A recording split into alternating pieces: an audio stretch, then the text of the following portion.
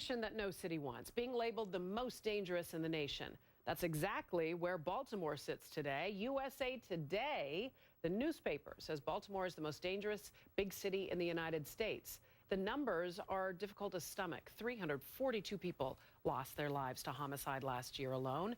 That is a 17% increase over the year before, and the highest per capita rate in city history.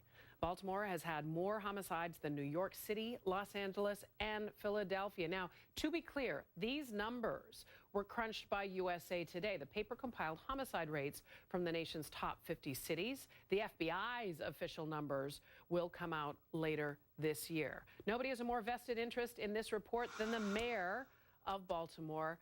Baltimore Mayor Catherine Pugh joins me now. Ms. Mayor, can you hear me okay, Catherine? I can. Thank you so much. Yes.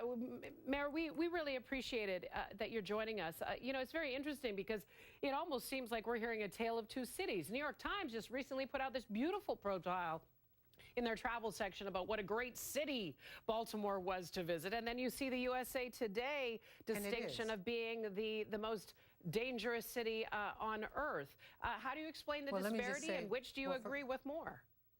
Well, first of all, let me just say that we did suffer a high crime rate last year, but so far we've experienced a 32% reduction in violence in our city, 32% down in homicides, another 48% down in non-fatal shootings. We've been experiencing a downward trend in violence in our city since November of last year. And so we believe we're headed in the right direction, and I think that New York Times got it right. We are the number 15 city out of 52 cities in the world to visit. I think Southwest Airlines got it right in terms of its 23-page spread on Baltimore, one of the cities that you don't want to miss.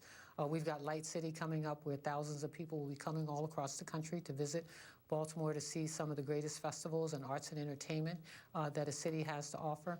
You know, while we have suffered greatly in terms of violence in our city, we believe that the strategy that we have in place will help folks to understand how important the city is, how great it is, and that we're a welcoming city, and more importantly, that our crime is trending in the right direction.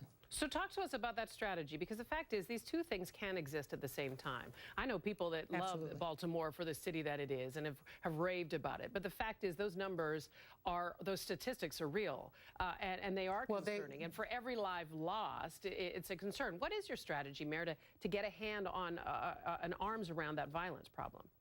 Okay, so let me just talk about where we are, because this was something that didn't happen overnight. When I came into office, we realized, one, we didn't have enough technology in our police department. We had police departments across the state had computers in their cars since 1997. With my efforts of working with the governor, we were able to get those computers in our police cars. We've got several programs that are up and running. The reason that it's trending in this particular direction is because of the violence reduction initiative that we put in place, working with community groups and organizations, and with the new police chief that we've now put in place and waiting for his confirmation, who has a blitz strategy looking at data and determining how we fight crime in our city, and then another initiative looking at what the Department of Justice has asked us to do in terms of putting our consent decree in place that will reform our police department and provide us with the technology. So I guess, you know, numbers speak for themselves, but trends do as well.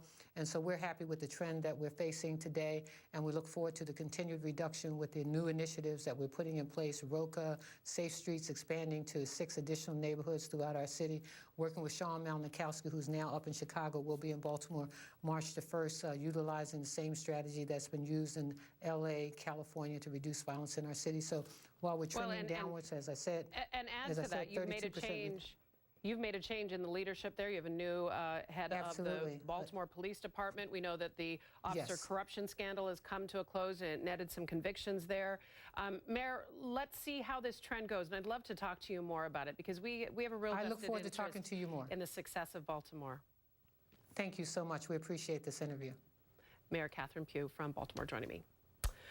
It was a killing driven simply by hate. Today, a man who made a Lebanese